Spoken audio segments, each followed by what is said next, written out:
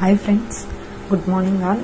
ఈరోజు మనము సిర్రాకుతో తాలింపు అనేది ఎలా చేయాలి అని చూడబోతున్నాము.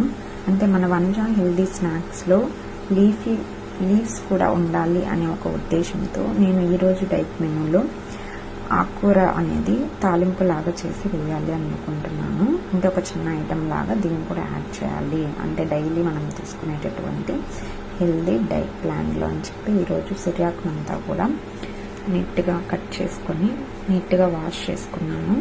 చూడండి, ఇలా వాష్ చేసుకొని ఒక గిన్నెలోకి తీసుకున్నాను. సో ప్యాన్ పెట్టి ప్యాన్లో కొంచెం ఆయిల్, అంటే చాలా లైట్గా ఒక రవ్వ ఆయిల్ వేసుకొని కొంచెం ఉద్దిపప్పు, ఆవాలు ఒక రవ్వ వేసుకొని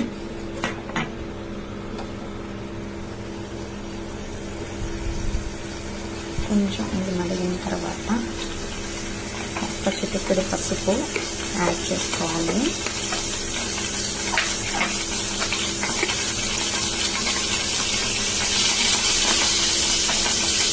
చూడండి, ఆవాలు కూడా బాగా మరిగి సౌండ్ కూడా వస్తున్నాయి.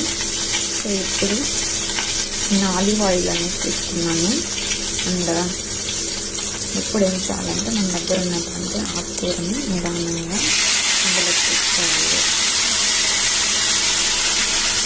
వాటర్ అనేది లేకుండా కొంచెం చల్లార్చుకుంటూ తీసుకోవాలి. కొంచెం సిమ్లో పెట్టుకోండి, ఇలా సౌండ్ రాకుండా ఉంటుంది.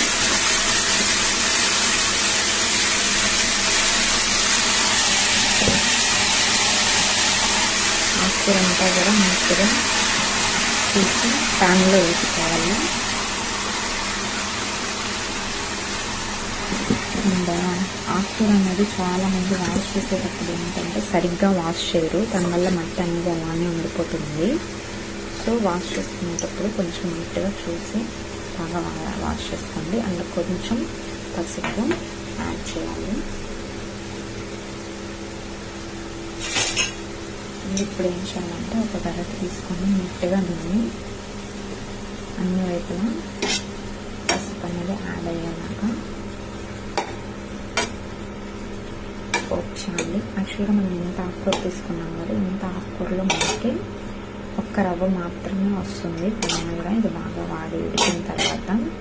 కానీ మనకి ఈరోజు వంజా హెల్దీ స్నాక్స్ నుంచి అంటే కస్టమైజర్ చేసి ఇవ్వమని చెప్పి మనకి 2-3 ఆర్డర్స్ వచ్చాయి. సో వాళ్ళ కోసమే నేను స్పెషల్గా ఈ ఆకుకూర తాలింపు అనేది ప్రిపేర్ చేస్తున్నాను.